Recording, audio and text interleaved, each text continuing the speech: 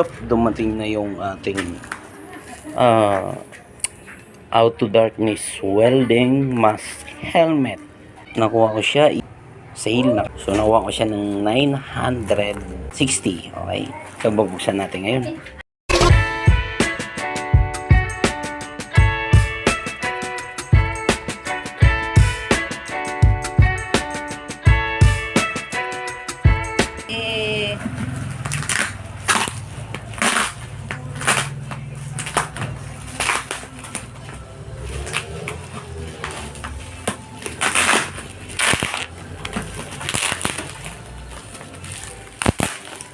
Sana may freebies.